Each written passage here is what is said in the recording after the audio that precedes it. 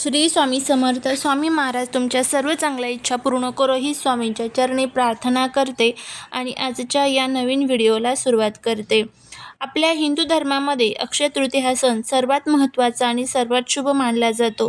यंदा 2026मध्ये 19 एप्रिल 2026 रोजी साजरी केली जाणारी अक्षय तृतीया हा आपल्या हिंदू धर्मातील अत्यंत शुभ मानल्या जाणाऱ्या 3.5 मुहूर्तापैकी एक पूर्ण मुहूर्त आहे. या दिवशी केलेले दान, जप आणि पुण्यकर्म अक्षय, ज्याचा कधीही क्षय होत नाही असे राहते अशी मान्यता आहे.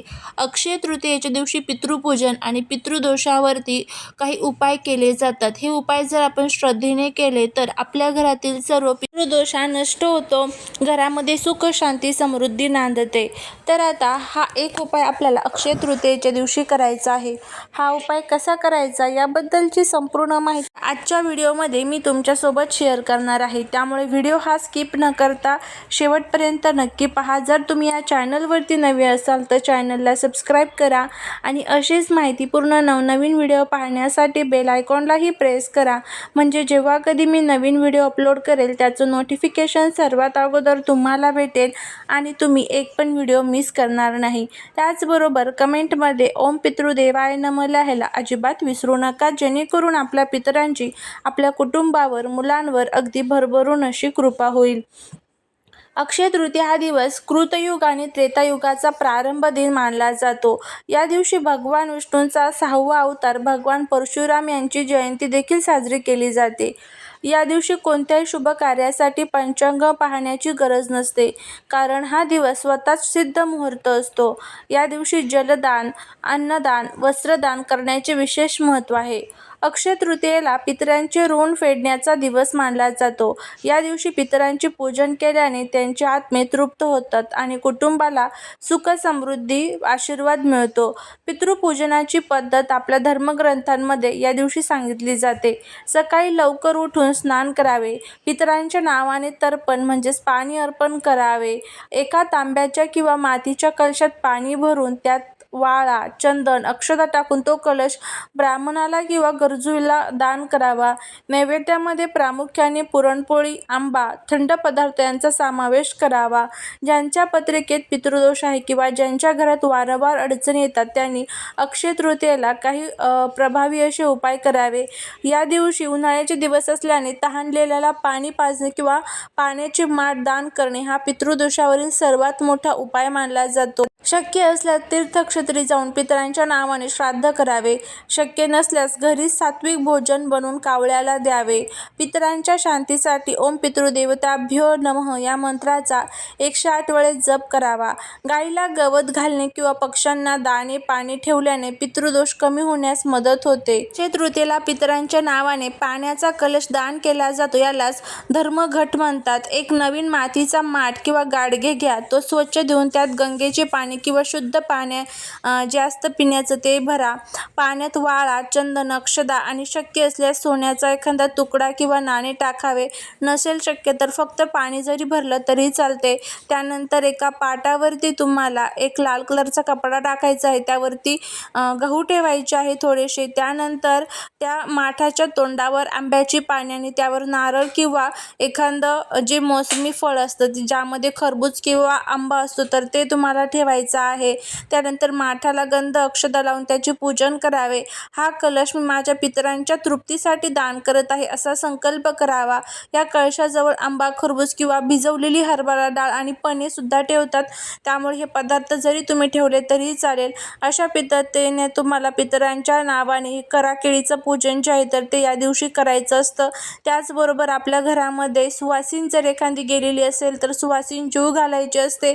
उपवास करू जर जीव घालायचा असेल तर तो देखील तुम्हाला या दिवशी जीव घालायचा आहे. त्याचबरोबर अक्षय तृतीयेच्या दिवशी विष्णू लक्ष्मीच्या पूजेचा मोठा दिवस असतो. या दिवशी चौरंगावरती विष्णू आणि लक्ष्मी मातेची मूर्ती किंवा फोटो ठेवा. शक्य असल्यास मूर्तीला अभिषेक घाला. विष्णू सहस्रनामचा पाठ करा. लक्ष्मी नारायणाचा अभिषेक केल्यानंतर जे पाणी आहे तर ते घरामध्ये शिंपडा. भगवान विष्णूंना तुळस आणि लक्ष्मीला कमळाचे फूल किंवा गुलाबाचे फूल अर्पण करणे अत्यंत शुभ मानले जाते. सकाळी स्नान, लोटल्यानंतर दक्षिण दिशेला तोंड करून उभे राहून तुम्हाला अर्घ्य अर्पण करायचं आहे. हातात पाणी, काळे तीळ, अक्षता घेऊन ते जमिनीवर सोडावे आणि पितरांचे स्मरण करावे. यालाच तिलोदक म्हणतात आणि यामुळे पितृदोष शांत होतो आणि पूर्वजांचे आशीर्वाद आपल्याला मिळतात. तर ह्या सर्व गोष्टी ज्या आहेत तर त्या आपल्याला या दिवशी करायच्या असतात. त्याचबरोबर पितृदोष हा असेल तर आयुष्यात अनेक अडचणी येतात. प्रथम आपण पितृदोष जर असेल तर आपल्याला काय काय अडचणी येतात बघा. संतती प्राप्तीमध्ये अडथळे येतात, कामात अडथळे येतात, घरात सतत आजारपण येतं, विवाहासाठी विलंब होतो, अस्वस्थता आणि स्वप्ने पडत असतात. तर यामध्ये आपल्याला आपले पूर्वज दिसतात, सतत कटकटी होतात, मनाला शांती लाभत नाही, घरात विवाहाचे योग न येणे किंवा ठरलेले लग्न मोडणे, कुटुंबांमध्ये सतत वातावरण जे आहे तर ते अनेक प्रकारची अशांती असते आणि त्याचबरोबर सतत औषधोपचार करून पूर्ण बरे न वाटणे, त्याचबरोबर कोणते काम शेवटच्या टप्प्यावर येऊन बिघडणे किंवा प्रगती खुंटणे, या सर्व अडचणींचा आपल्याला सामना करावा लागतो. त्यामुळेच आपल्याला या दिवशी काही प्रभावी असे उपाय जे आहेत तर ते करायचे असतात. अक्षय तृतीया हा दिवस पितरांच्या स्मरणासाठी आणि दानासाठी अत्यंत शुभ मानला जातो. जर घरी सासू सासरे नसतील त्यांच्या प्रति कृतज्ञता व्यक्त करण्यासाठी आणि त्यांच्या आत्म्याला शांती मिळवण्यासाठी पूजाविधी कशी करायची तर ते आपण सर्वात प्रथम बघूया. जर सासू सासरे नसतील तर त्या दिवशी घरातील सुनेने किंवा मुलाने ही पूजा करावी. दुपारी 12च्या सुमारास पितृपूजन करणे सर्वोत्तम मानले जाते. सकाळी लवकर उठून स्नान करावे, स्वच्छ कपडे परिधान करावे, घराची स्वच्छता करून मुख्य दरवाजासमोर रांगोळी काढावी. ईशान्य कोपऱ्यात किंवा देवाजवळ एक छोटासा पाट ठेवावा, त्यावर पांढरे कापड टाकावे, त्या पाटावर सासू सासऱ्यांचा फोटो ठेवावा, फोटोला चंदनाचा टिळा लावावा, फोटोसमोर तीळ अर्पण करावेत आणि तुपाचा दिवा लावावा. पितरांचे स्मरण करून त्यांना मनोभावे नमस्कार करावा आणि घराण्यावर त्यांचा आशीर्वाद कायम राहू दे अशी प्रार्थना करावी. अक्षय तृतीयेला पितरांच्या नावाने स्वयंपाक किंवा घास काढण्याची पद्धत असते. केळीच्या पानावर किंवा स्टीलच्या ताटात हा घास काढावा. या दिवशी पितरांना आवडणारे पदार्थ बनवावेत. प्रामुख्याने पुरणपोळी, कटाची आमटी, भात, कुरडई, पापड आणि आमरस.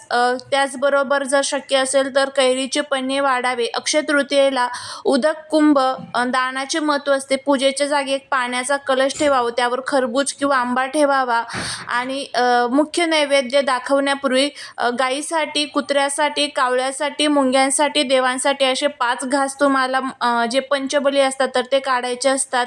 बघा, अक्षय तृतीयेला ते पितरांसाठी दाखवताना आज अक्षय तृतीयेचा शुभ दिवस आहे. आम्ही आमच्या दिवंगत सासू सासऱ्यांचे त्यांचं नाव घ्यायचं आहे आणि सर्व पितरांचे मनपूर्वक स्मरण करत आहोत. अन्न आम्ही तुमच्यासाठी अर्पण केले आहे. कृपया याचा स्वीकार करा आणि आम्हाला आशीर्वाद द्या. आमच्या हातून काही चूक झाली असेल आम्हाला क्षमा करा आणि आमच्या कुटुंबावर तुमची कृपा दृष्टी सदैव राहू द्या अशी प्रार्थना करायची आहे. काही गोष्टी आवर्जून करायच्या आहेत. त्यामध्ये सासू सासऱ्यांच्या नावाने या दिवशी दान आवर्जून करावे. त्याचबरोबर शक्य असेल तर घराच्या छतावर गच्चीवर कावळ्यासाठी अन्न आवर्जून ठेवावे. जर तुम्हाला मोठे विधी जमणार नसतील तर फक्त मनापासून त्यांचे स्मरण करून गरिबाला दान केले तरी देखील चालेल. अजून एक छोटासा उपाय करायचा आहे. त्यामध्ये तुम्हाला काय करायचं आहे तर एक दिवा तयार करून घ्यायचा आहे. दक्षिण दिशेला घरामध्ये कुठेही हा दिवा जो आहे तर तो ठेवायचा आहे किंवा आपल्या घरामध्ये माठ असतो त्या माठाजवळ हा दिवा ठेवायचा. दक्षिण दिशेला तोंड करून त्यानंतर दिव्याला नमस्कार करायचा आहे, पितरांचं स्मरण करायचं आहे. ओम पितृदेवताभ्यो नमः अशा पद्धतीने आपल्याला प्रार्थना करायची आहे. तर असा हा साधा सोपा जे उपाय आहे किंवा याला आपण सेवा म्हणू शकतो. या सेवा जे आहेत तर त्या तुम्हाला या दिवशी करायच्या आहे. करून बघा, याचा तुम्हाला खूप चांगला फायदा बघायला मिळेल. झालेली सेवा महाराजांच्या चरणी रुजू करते. श्री स्वामी.